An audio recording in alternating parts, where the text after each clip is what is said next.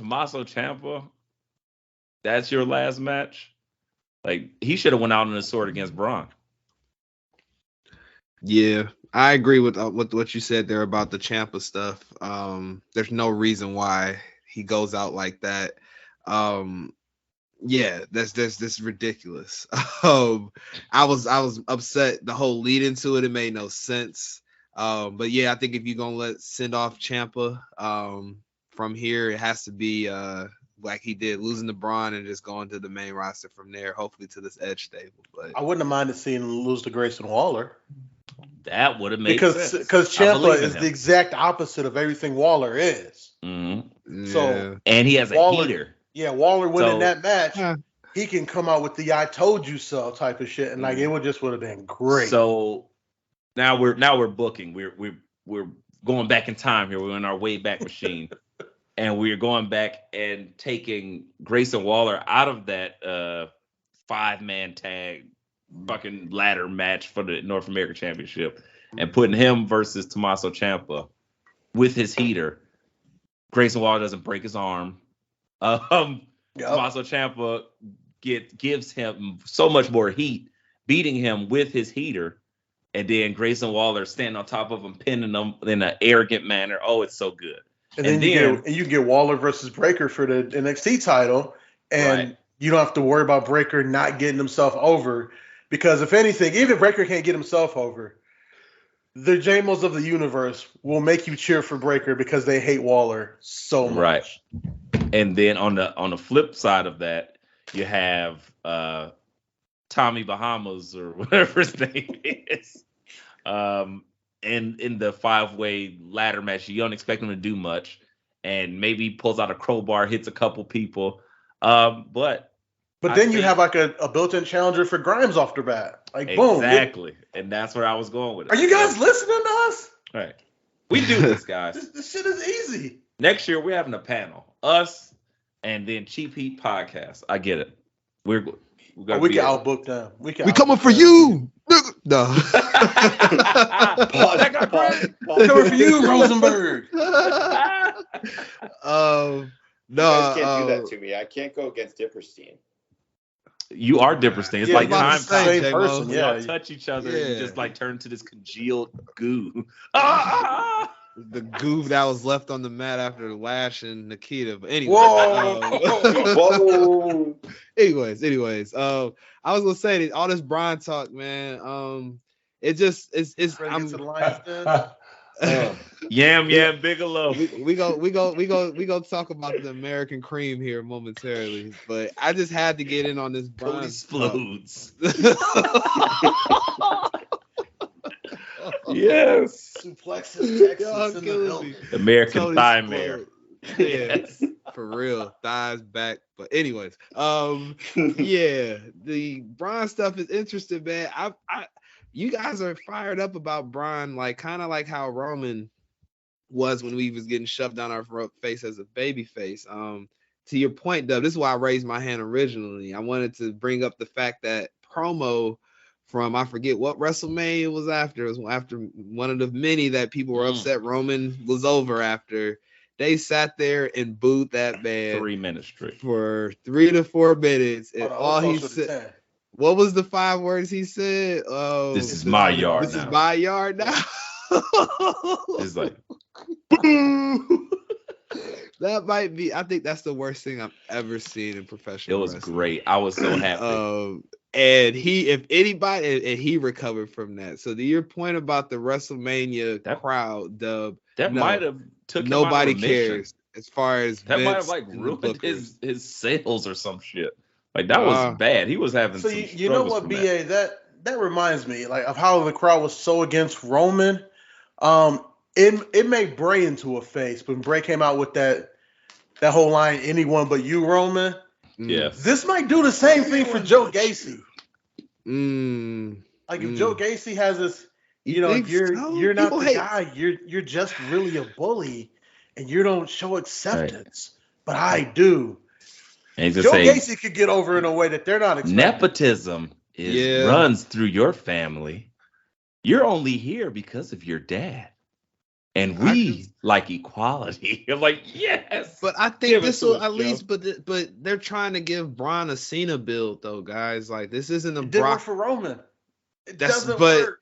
But they're like, well, fuck Didn't it. work We took for over Cena. NXT. This is NXT 2.0. Damn it! Give them the colorful Did you forget? title. I said, did you forget that it didn't work for Cena? Cena was on his way out, and he just ended up like being on the bus with the Usos and shit. And he just used to rap in the back, and they were like, try that, because he just was doing it, and then that should start getting over. I'm gonna time out. Ruthless aggression like, Cena didn't go nowhere. They tried it. Right, but I'm gonna time out. That Cena was never Vince's Cena. Like the new Cena that he created, that's when they were like, oh, we can do something with this. They just like he was just trying. John Cena was just being thirsty. Like he was just like, well, I'm a meathead. I'm about to do ruthless aggression. I'm gonna just do random shit. That was never gonna work out. Vince booked John Cena that way. Yes, he didn't just do that on his own fruition. No, that was all Vince. Because OVW. Because he was sitting down there. Cena was very different. OVW Cena was the Cena we end up knowing. He used to cut the best promos. He looked great. He had the Tyler Kidd little flip do hair. Yeah. And he was funny. And then Vince did the same shit. He was like, hey, come up. And he was like, you just got to be stoic as hell. That's what he did to Big E. And I was like, be stoic. Ruthless aggression. And then they talked about it. If you watch, what was the Ruthless Aggression season 2? Yes. Yes. Yeah, I saw that. I just that whole thing. I guess I just call me a mark then because I was eating it up. Like, yeah. Call it. Right. It off. Mark Curry. Because hang with Mr. Hang with Mr. Mr. Cooper. Live studio audience. Yeah, man. I was under the impression that Cena was like going into business for himself, which is why it didn't work out for him. I didn't know that was Vince like puppet hand up, but like this is what you're gonna do to get over. Hey, Vince has so many misses that he doesn't care because he doesn't care. Oh, and 100%. then he's like, look, I'll give it to you. That's the same thing. Like this is shooting like 20%. If y'all want to, the New Day should have been a miss.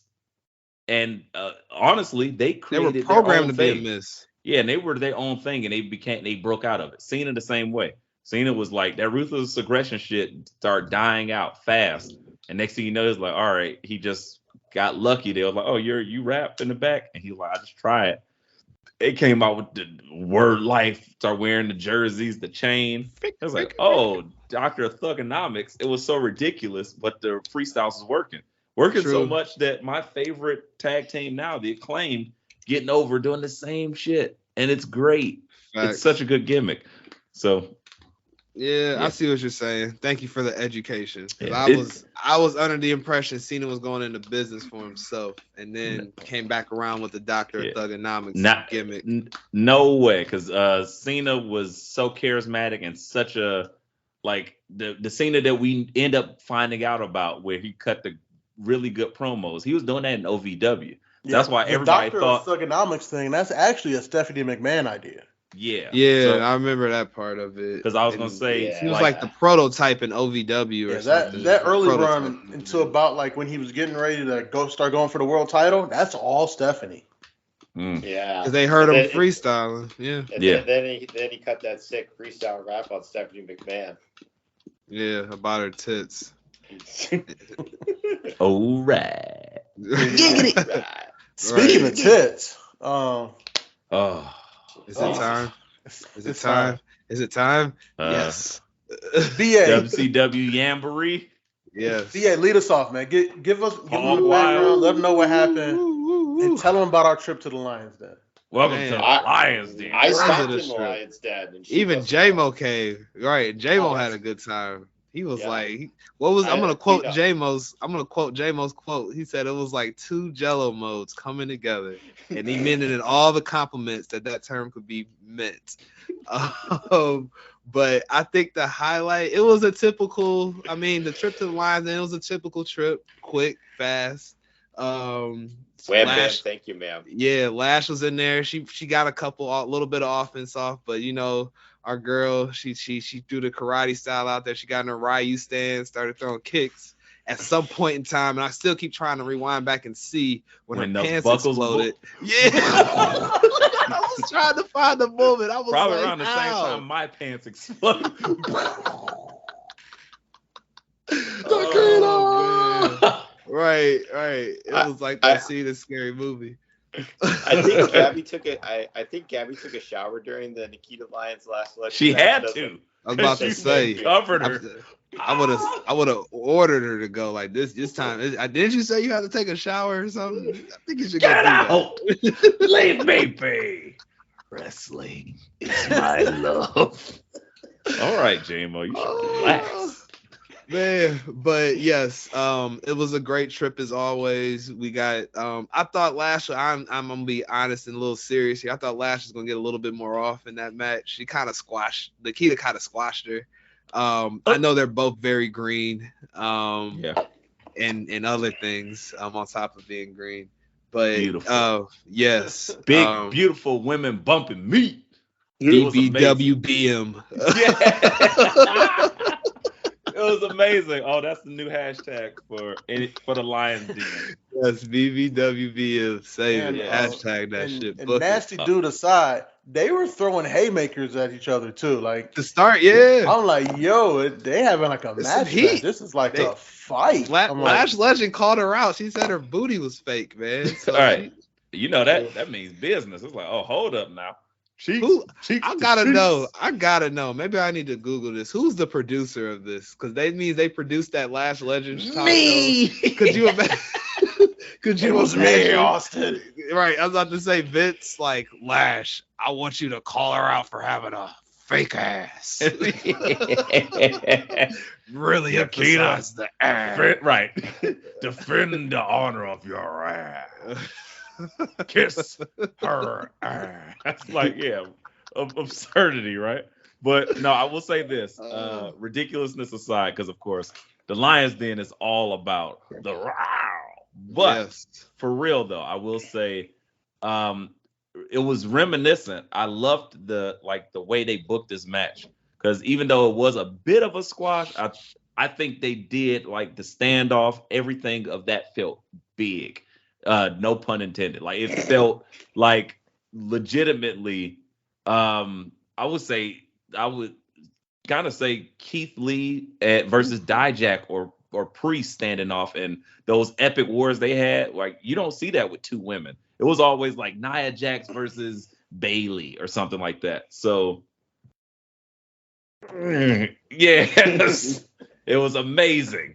So to have them square off and like just be pushing each other around and like really going for it, I loved it. Give me more. Like keep this feud going for all the reasons. I love it. And it was another showcase of women's wrestling. Do we get a blow off match at the next takeover? Yes. I teed it up. I'm about to say I teed it up there. You know we gotta get our first standing in deliverance. Splakovich versus Keith Cheeks. Ass in my glory. Yes. Lions Den segment brought to you by Chobani and Trojan and Ambiance, the store for lovers. NXT greatness. Yeah, amazing. Great time as always. Yeah. Wish we could go more often. Versus we were deprived for the last 2 weeks, so it's been a while. We just got promos and little like ads basically being ran about the Lions. There's a lot of build up, if you will. Yeah, for sure. Yeah. It was a great build up. I was a stand and deliver, ready to pop. Like I was like, oh, I'm gonna pop so hard for this match. It didn't happen. So I waited. I was just sitting there ready, and I was like, oh, this is happening. And I think they're hip to what's going on now. Oh, 100%. They mentioned on Twitter, if you could grace me with the great words of the Bad News Bear himself. Oh, I think I got some bad news. This timeline's getting thirsty. I'm about to say, you heard Dove quoted it yesterday, man. And while we're on the subject, can we throw a couple flowers to Wade Barrett since his time coming back as a commentator? Dude's taking mad notes. He's great. He knows his role. He's a great heel commentator. He's combined some of his own stuff with a little bit of Ronaldo flair. He's added some Morrow flair to it. I like him better than Corey Graves. I think he should be when Corey Graves inevitably gets fired for doing an OnlyFans